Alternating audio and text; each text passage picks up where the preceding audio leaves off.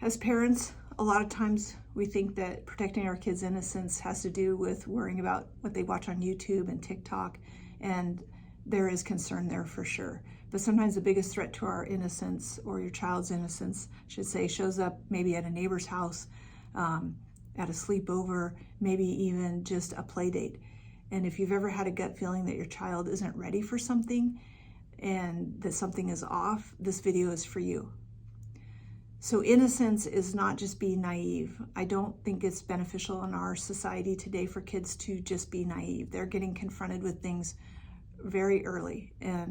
But at the same time, I feel like a child's sense of emotional safety and security and their boundaries and what's appropriate and what's not appropriate, that is part of protecting their innocence. And screens are not the only threat.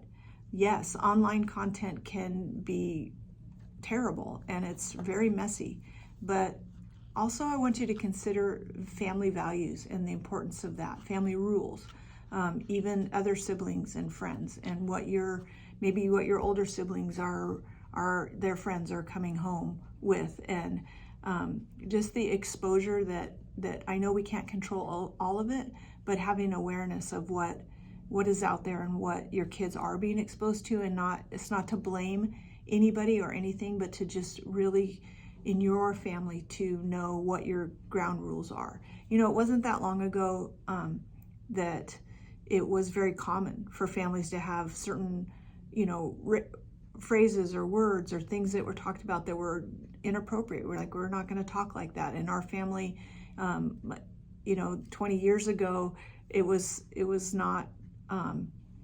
My kids were raised like they weren't allowed to, say this is stupid or holy this or holy that, and we had some rules around their language. And I feel like, everybody is still able to make their choices when they're adults of what they're going to do.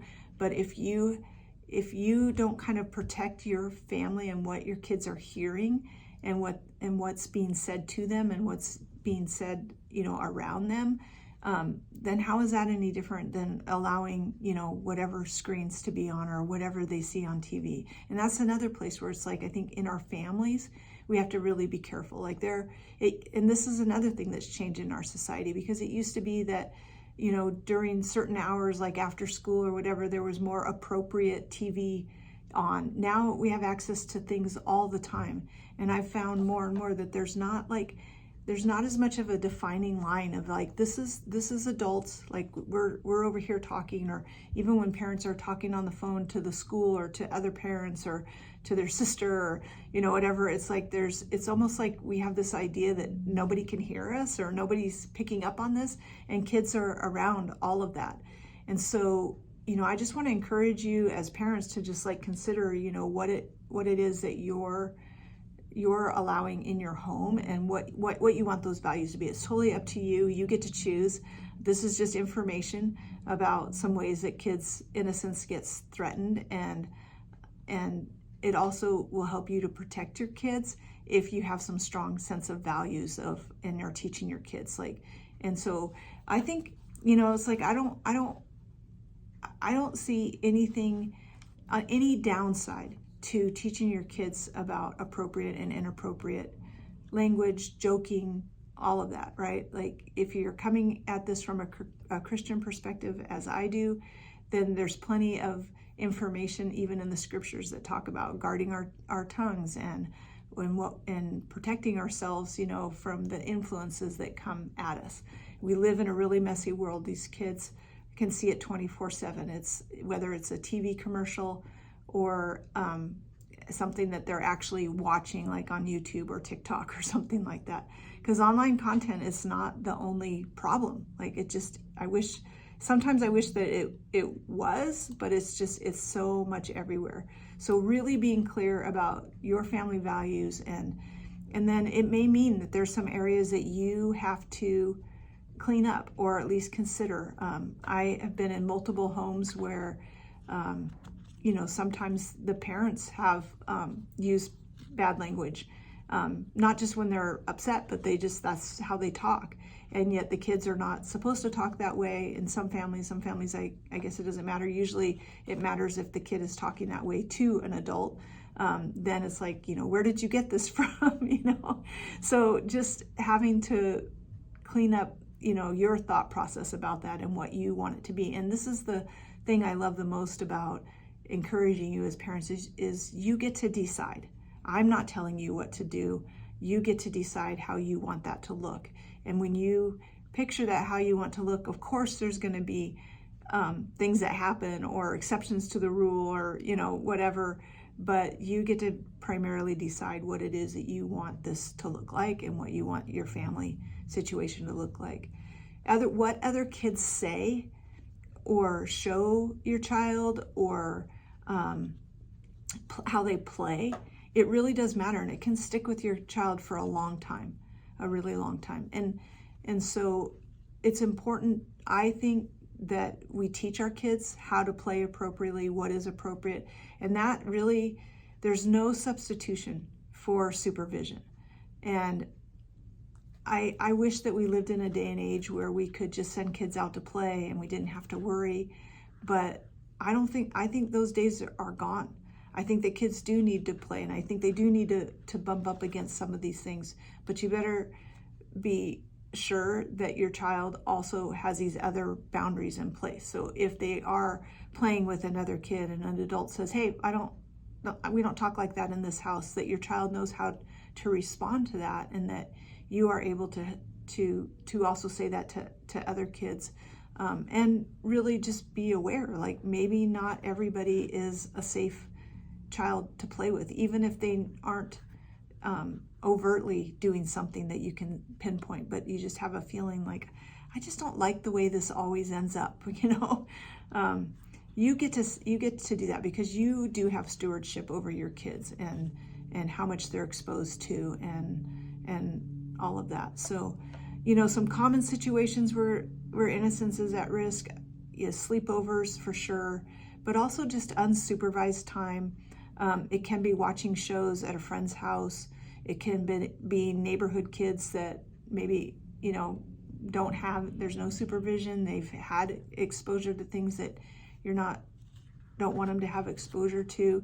And for me, I don't think that necessarily means they can't play with those kids. It just means you may have to be more present, and you may be teaching more than just your child of what's appropriate and what's not appropriate.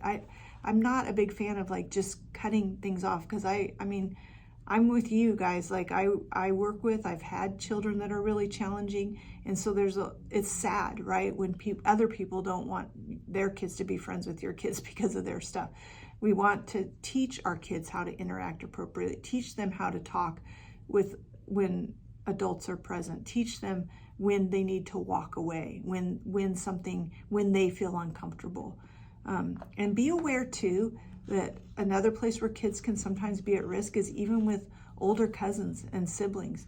It doesn't necessarily, being at risk doesn't always have to be something physically acting out that happens, but it can be inappropriate language, it can be behavior, it can be a lot of different things that get sexualized in our society, but things that kind of stick with kids, like they're trying to figure it out. And so if there's a lot of mixed messages, it gets more confusing. So just be aware of what's going on, and just be aware of the times when there's definitely a need for more supervision. I'm not a big fan of a bunch of kids, whether they're cousins or not, just playing together and where no adults are around and nobody can see what's going on, because you have all these different households that are represented, and you think that you know what's going on, but you don't. You don't know what they've seen, what they've heard. You don't know what's happened. The numbers are really high, you guys, of kids that have been that get molested or have had inappropriate contact with somebody older than them, whether it's an adult or an older child. It's very common that in a group of kids that there's going to be somebody that's had some exposure that you're necessarily not wanting your child exposed to. So I want to give you permission that it's okay to ask hard questions, like who's going to be there, what are the rules, to have play dates where the parents are around, that you're there, that you the kids are playing where you can see. I'm really uncomfortable in our day and age of kids just going into the bedroom with other kids, even though that's where the toys are. If you've worked with me at all, you know that even with siblings, and I'm going to do a video on sibling conflict, that just having kids play together sibling-wise, like things happen that shouldn't happen. The other key piece of this is that you really have to teach your kids what to do when something feels off. You want to give your kids a voice. You want to empower them, not scare them. I'm not a big fan of like, okay, well, we'll just never go anywhere, or we'll just never do anything, or we won't have any, access. I mean, we still need to teach them, right? We need them to know that, they can say, I don't know if I can watch that. Can I call my mom? Or that they can walk away from that they can say, I don't like that. That makes me feel uncomfortable. And that they know that they can come to you without getting in trouble.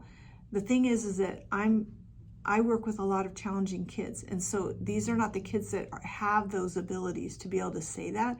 And that's where I feel like it goes back to really trusting your gut and really being aware that your child may be the one that is not able to just play unsupervised with other kids. That they could even be the ones that are bringing, some of this in because they crave the acceptance, or they want to make them laugh, or, whatever it is, and so most kids that have challenges, not most, I would say most of the ones I work with, they don't have in themselves the empowerment, the self-empowerment, or even the self-awareness to be able to uphold that standard or those boundaries when you're not right there. So just be aware of that. If we want to help them to heal and to grow and to develop, we're going to have to be more externally supporting of them through that. And I like structured play for some kids better than non-structured, but just be aware. You can be taking kids to a movie,